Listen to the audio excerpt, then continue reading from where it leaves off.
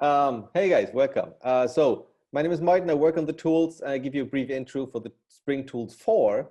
The most important thing for this, for me, is so this is for all the people around the world hacking on Spring applications, and this is completely open source and free. So this is probably the most comprehensive and widely used Spring tooling around the globe that is freely available and open source. You can just download it and use it for free. In different settings and different contexts, and we will come to that a bit later. The Spring Tools 4 is more or less a complete rewrite of the old Spring tooling that we had in the past. And this is really focusing on modern Spring Boot application development. So this is not so much focusing on the, let's say, old style, previous century Spring XML-y way of configuring your apps. It's really focusing on modern Java annotation-based Spring Boot app development. And the tooling tries to understand your code because we know Spring, so we can make the tooling Spring aware, so that the tooling helps you to understand your Spring code, helps you quickly get an overview, navigate your Spring code, and provide you as a developer with deep insight into the running Spring Boot applications directly from your IDE and within your source code. So those are kind of the high level goals. And in order to do that, we ship and we rebuild the tools in an IDE agnostic way. So in the old days, we had plugins for Eclipse. And in the new days, the Spring Tools 4 days, this is IDE agnostic. So you can use a desktop class IDE like Eclipse, and in this case, it is Eclipse. You can use Eclipse and plug your Spring tools on top of Eclipse. But if you prefer to use more the lightweight editor feeling, you could also use Visual Studio Code, very kind of famous, very popular lightweight editor, where we also added the Spring tools into that in more or less the same way. And if you are heading towards the future into these kind of cloudy IDE space, you might be interested in Eclipse Thea, a project not related to the Eclipse desktop IDE, but something completely different, running in the cloud, in a browser. The Spring tools can be injected in there too. And if you want to, you can download all that from spring.io/tools. So before we move ahead, I mentioned that this is kind of rebuilt, and it's kind of rebuilt in an IDE agnostic way. And for those of you who are interested in how to build tools and how tools are built being under the hood, this is all based on the language server protocol, some new tools architecture that came along with Visual Studio Code. So a few updates of the latest versions. One thing that you might have seen if you came across Eclipse and the latest Spring Tools versions is that the quick text search that I will show you in a minute too, the quick text search get moved to the Eclipse platform. So we contributed this piece, which was not really Spring Tools specific, more general purpose, super quick search as you type feature for Eclipse.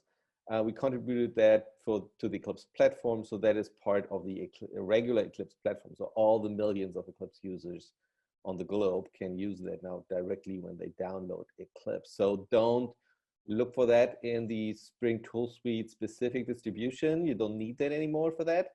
You get that directly as part of the Eclipse platform. And what happened since we first worked on the Spring Tools 4 is that we really worked hard on allowing people who have used the old Spring Tool Suite 3 in the past to jump over to the new world. So we started to add limited support for old-fashioned XML files, if people still have them in the project, so that they can continue to get some tooling for them. We opened the tooling up for non-Spring Boot projects, but regular Spring projects. And we worked really hard on performance and reliability, and you will see some examples of that. For example, so we reduced the startup time of the tooling itself quite a bit, as you can see from the graph. And we also reduced kind of some of the important features that kick off in the beginning to analyze your code and to understand all your code, which is basically the stuff that happens behind the scenes when you use the tooling. So it needs to kind of grab some data and find out what's going on. And this was taking up quite a bit of time, and we dramatically reduced that. So you can experience a lot better performance in the latest versions. But before we kind of talk too much about slides, let's kick off some live demo stuff. So this is the Spring Tools for Eclipse distribution. So something that you can download if you go to your Spring.io most famous website, go to projects and download Spring Tools 4. You can grab a ready-to-use distribution for Eclipse. So you don't need to download Eclipse and add Spring Tools 4 to it if you want to. You can just grab a ready-to-use distribution for Linux, Mac, and Windows. Or if you're interested in VS Code and Thea, those are kind of slightly different. So this is what I did: Eclipse Tools 4 for Eclipse, Spring Tools 4 for Eclipse. This is what you get. And before we dive into kind of some interesting projects, interesting use cases, I would like to show you how you can super easily get started with Spring Boot and creating a new Spring Boot project in the tools. Because, Ben, as you mentioned, Josh always say, yeah, start at Spring.io. That's the most famous place on the internet. And if you go there, it looks like this, right? So you can grab all your nice little interesting modules, configure everything with the options, and download in the end basically a zip file, right? So that's what you would do in the end, and extract the zip file locally and do that. But with the Spring Tools 4, you can do that directly from the IDE, of course. So let me create one with a wizard that talks to start.spring.io, so it reuses exactly that project generation mechanism over there. You can configure all the stuff that you need, and you can grab all the modules that you want to use for your project. Let me pick two of them. And as you can see, if you're not sure what those modules are all about, if you hover over them, you get nice little reference documentation, links to additional infos, links to additional guides, so that you actually know what's going on there. If you look at the huge list of modules and starters that you can select from here. So press finish. The new project gets created pretty quickly. As you can see, it gets being imported. Maven builds being executed behind the scenes of the IDE. And you have a pretty nice little simple Spring Boot application.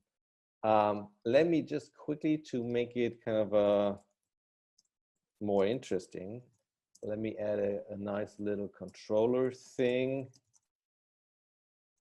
a REST controller.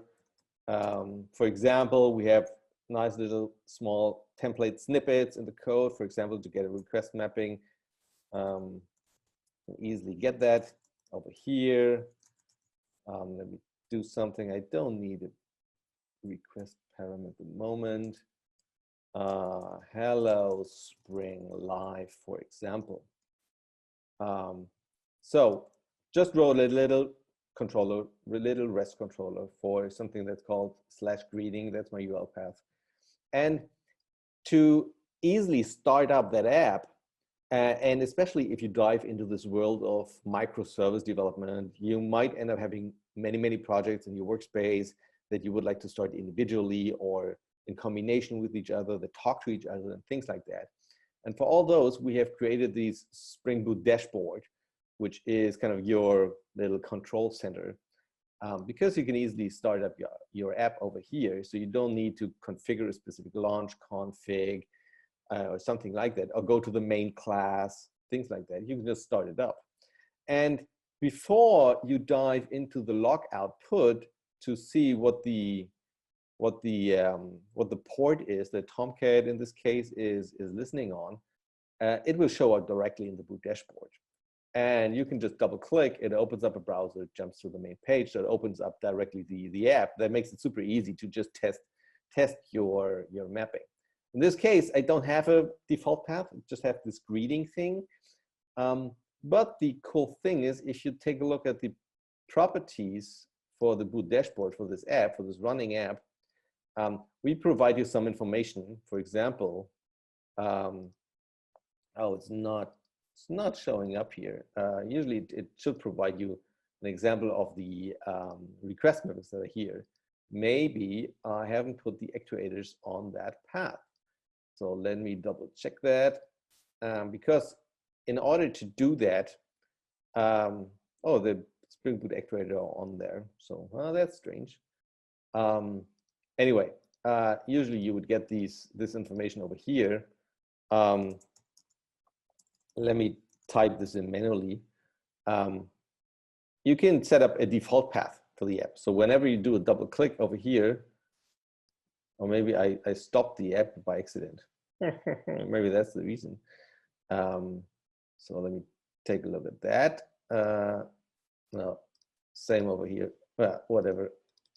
So if you double click, you directly jump to that default path. So that's, I think super nice. It provides you a lot of additional features to the boot dashboard, and shows you quickly how you can start your app. You can even select multiple ones, get all of them started. You can easily jump to the right console output of that application and things like that. So that makes it super easy to control which app, which microservice is running on which port and so on. So I like that very much. But in order to show you more of the advanced features of the Spring Tools 4, I would like to use a different project. In this case, it's this Spring Pet Clinic application. And I don't really know a lot about the Pet Clinic application at the moment. So I would like to figure out a little bit, what are these Spring elements that are inside? This is a web application, so what are my request mappings? And for this, we've implemented the symbol infrastructure of VS Code specifically for Spring Boot. That means if you press a keystroke, you get a kind of an in-place dialog that shows you interesting Spring elements of your source code. And this is really sophisticated and quite smart behind the scenes, because if you, for example, you can look through all the symbols and see all these Spring annotations that are being used inside of your project. So that's nice. But there are some additional smart symbols. For example, if you type in /, you will see all the request mapping, all the paths that you defined in your application. And you can take a look at that. For example, oh, I want to see the main controller. That's over here. Let me type in something like, oh, there must be something like that. That's HTML. That's over here. So you can super easily navigate and get an overview about all the request mappings in your project, or in your file, or in your whole workspace. In addition to that, there is also an additional smart symbol that's called @+. It shows you all the beans that you have defined in your source code. This is purely looking at the source code, right? At your static information of your project. For example, you can see in this case, I have something like there's the welcome controller. That's interesting. Or if I would go somewhere else, I could see other things. If I type in a specific Spring annotation, for example, @configuration, I can see that there is the cache config showing up, which is actually a class that's being annotated with @configuration. But in addition to that, also my demo application that I wrote is showing up, and my Pet Clinic application is showing up. And if you take a look at the demo application, it's not directly annotated with @configuration, but the tooling is smart enough to know that it is annotated with @Spring Boot application, which inherits, or which is an @configuration. So therefore, you can easily, for example, get an overview about what are all the configurations that I have in my project, and it will show up over here. And there are more smarts about that. So let me quickly start up the app and show you how you can use all that with an example. And the pet clinic starts up. Let me dive into that. And I see, oh, it shows up, that looks fine, but the welcome message is not configured. So something must be wrong in my application. So let me go back and I can see, welcome message. Let's see if there's anything with welcome being defined. The welcome controller. Okay, let's take a look at the welcome controller. That sounds like something related. So I can see the welcome controller. Forget about the green highlights for a moment. I can see the request mapping, and I can see, oh, there's a welcome message provider being set. Oh, that's interesting. I could move over there. That's cool. So I can easily find the bits and pieces. But the interesting question here is, to me, it looks like there's a welcome message provider that tells me this is not configured. And there's one that's auto-wired that should do something else. But this doesn't seem to be the case at runtime. So just by looking at the source code, everything looks fine. But by taking a look at the runtime, something doesn't work. And something is differently wired or not there, maybe. And you don't really know exactly what's going on under the hood. And that is why, if you start up the app and have the actuators on the class path, the tooling shows you the green highlights. The green highlights, this is live information that's coming from the running Spring Boot application. So in this case, if you hover over this add controller thing, you will see the regular Java hover, that's good. But you will also see that, oh, there's actually a bean existing at runtime in this process. That's the one that we started. And the bean is called welcome controller. So there is actually a bean being created from this controller component. So that is great. And for example, for this get mapping, I can see that, oh, the get mapping, that's actually active in my running application. It is there. It is there under this URL. You could even click on that and just jump to that, right? Directly from your source code. You don't need to open up a browser, type in the URL and whatever. You can just directly go from your get mapping here. But I can see there's an auto wired. This is not being highlighted. So that's strange. Usually it should be highlighted if something would be wired into this. So let me again try to find something that matches with the search. And that was called welcome. Oh, there's a welcome. Property-based welcome message provider. Let's take a look at that. I can see, oh, there's a class. That's doing some awesome stuff, gives me a nice welcome message. So that's the real thing that I wanted to be included in my running app. And as I can see, this add component annotation over here, it's not highlighted. That means the bean doesn't exist at runtime. It hasn't been created. So that's kind of the first super important information. It's not auto-wired. I go to the bean definition. It isn't highlighted, so it's not being created. Why isn't this bean not being created at runtime? There's a conditional thing that I put on the bean.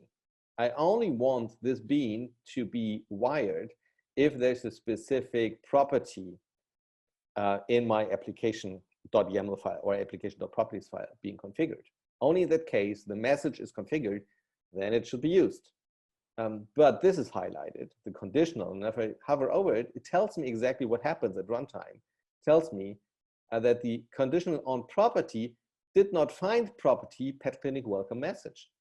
So I can directly see what is going on at runtime and why is this conditional annotation not true. So let me try to find that.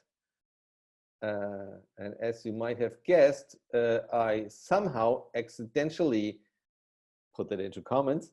So I can, I can try to change that and save. When I press save, in this case, you might notice that the app under the hood here is restarted automatically for me. And not the VM is not being shut down, but kind of the boot application piece of that is being restarted. That's because I added Spring Dev tools on the project, kind of an additional development tools addition to Spring Boot that helps you doing these kind of quick updates in the browser, quick updates of your code, and so on. So that got updated. So that looks okay-ish. And if I click on that, I see, oh, that's the right welcome message that I wanted to see.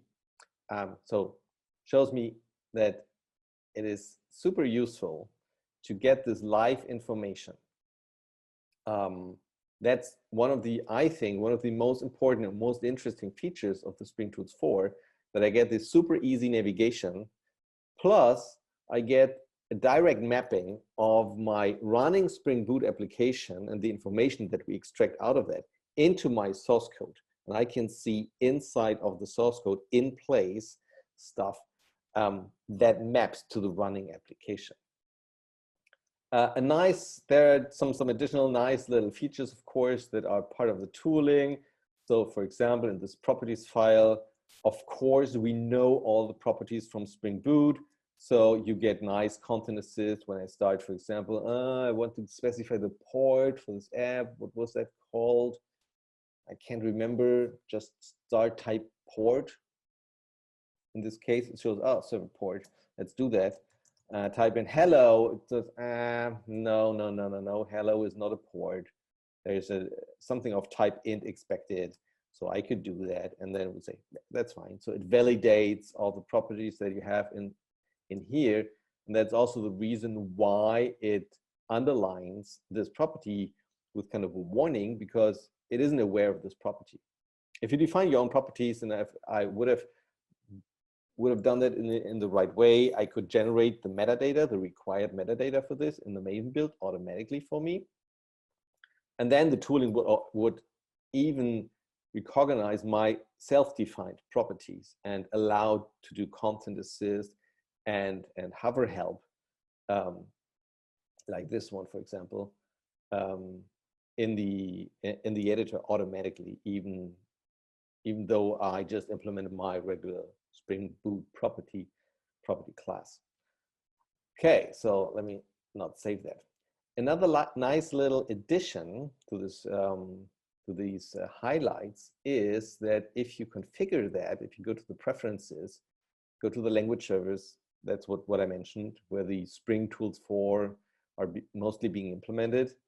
Dive down into the Spring and Spring Boot language server and to the Spring Boot Java piece. There is something that highlights code lenses. This is something new in Eclipse that comes from VS Code, by the way. And if you enable that, you allow the editor to, in place, insert additional information for you. This can be used for Java, for example, to add types that you don't see as kind of annotations, and the name of parameters. If you just call a method, you don't remember the name of the parameters, you can insert them. And for our request mappings, we insert the URL directly here, so you can see it directly. If there's a running app, click on that, and you can directly jump to that, which I think is also one of the super useful and nice features of the tooling. Let me stop that. There might also be the case where you don't want these highlights to show up automatically for you, and that's fine. So sometimes you find them annoying, or it doesn't work in the way you want it to be. So you can disable that, this automatic tracking. So when you start up your app without that, you can see that the green highlights do not show up, so you can just continue to hack on your code as before. Oh, in this case, it does. That's strange. Should not be. Anyway, what I wanted to show you is that there is this light bulb over here that allows you to manually do all that. So I could disconnect from that and they are gone. Or in this case, I could connect again to the process and they show up again. Or if I change the process under the hood, I could also manually refresh those live information. Not sure why they still automatically showed up. That should not be the case. It must be a bug. Need to file a bug for that. Anyhow, it's, I think, important to know because you could have multiple instances, for example, of this application being running on your local machine. For example, you have different launch configurations for the app, especially if you think about microservices. You might want to check something out where 3 or 4 instances of the microservice is running locally on different ports on your local machine, and the information, and you can select individually which information you would like to see in the source code highlighted from which app, or you can just select all the running applications, and in that case you can see that, oh, this request mapping or this bean exists in that instance, but it doesn't exist in the other one. So what's the difference? Super handy, super useful. Okay, cool. With that, just a brief overview, I want to mention that, as I promised, we did the same stuff for VS Code. And to just give you a brief glimpse, Java's coding in VS Code is pretty much up to the same level than Eclipse. And I have another application here in my VS Code, which is Saga, kind of the Spring IO, the application behind the Spring IO website. And I can do the same. For example, I can type in something like go to the symbols in the workspace, and I can also do these / to get an overview about all my request mappings. Say, what's the request mapping around teams? And then I could jump to that team controller, for example. And I can easily see what's being defined in my project, in my workspace. In addition to the mapping, you see kind of what type of HTTP method is being used or defined for that. And I could even see the media types that are being accepted or the content types that are being produced for a specific method if they are specified in the code, like, for example, in this case, where it's being specified what types being used. And they show up in the symbols too. And the symbols for the workspace, you can see everything. If you want to focus down on your code, you can just do the symbols for the current file, and they even show up in the outline pretty nicely. So if you take a look at the regular outline for Java, it shows you all the Java elements, like all the methods over here. But if you expand that, you also see all the Spring symbols that are being generated for this file, for example. Nice little overview. The in-place information for running applications works the same way in VS Code, the same way in Thea, and so on. So it's all basically all the same across the different toolings. Okay, so with that, let me quickly go back to the slides, to the Outlook. So just to let you know what's going on with the tooling, it's being updated roundabout. So we release roundabout every 4 weeks, always on top of the latest Eclipse version. If you're still kind of stuck on the old Spring Tool Suite 3 edition, we still push out maintenance releases for that, but that will come to an end pretty soon. So if you are still missing something in the new Spring Tools 4, please feel free to let us know and file an enhancement request so that we can add missing features to Spring Tools 4 if you want to.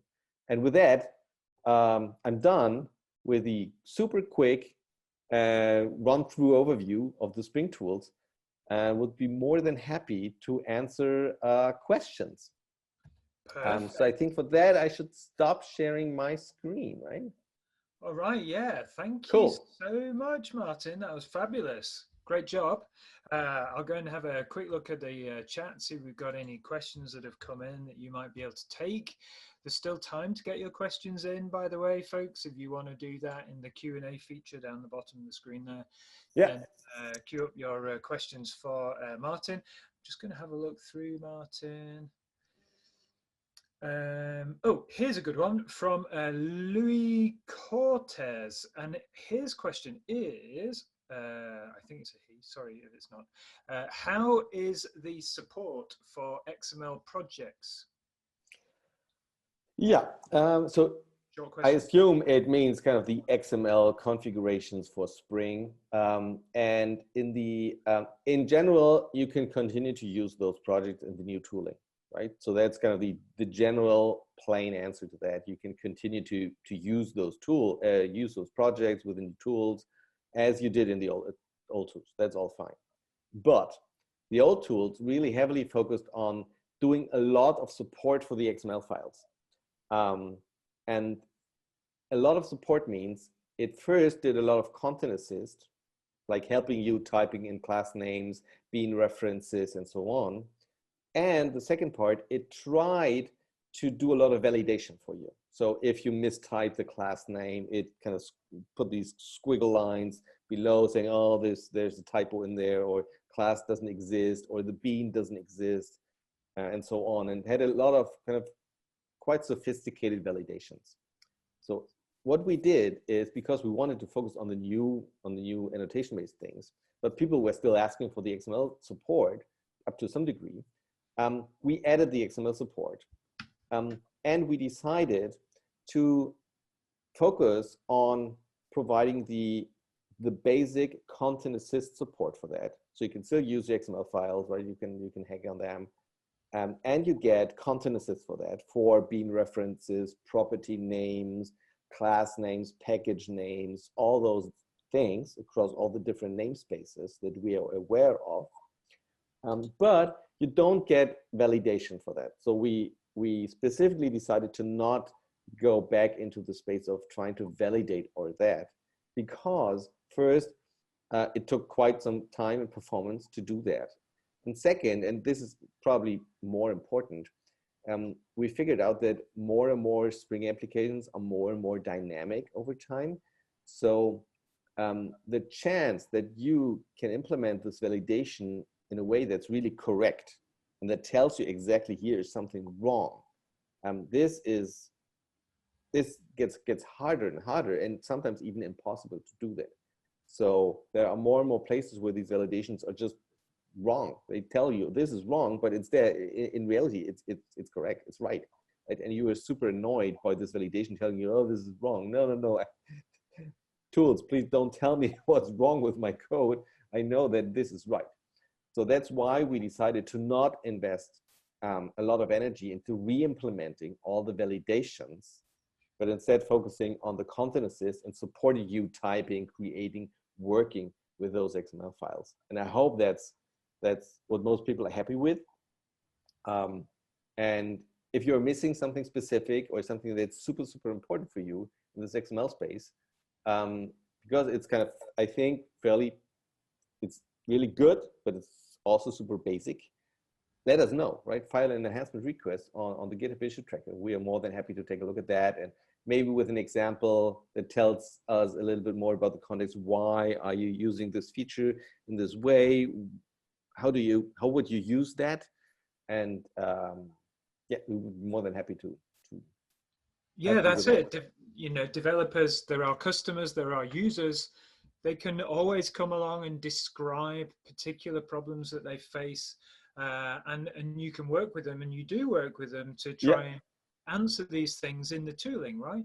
Absolutely. Yeah, we're super, super happy if people show up and just give us feedback, positively, negatively, enhancement requests, tell us what's not working, what's working in a nice way, and so on. So that's super important feedback for us. Cool. So I have another question. It's from Sudhakar. Apologies if I've said that wrong.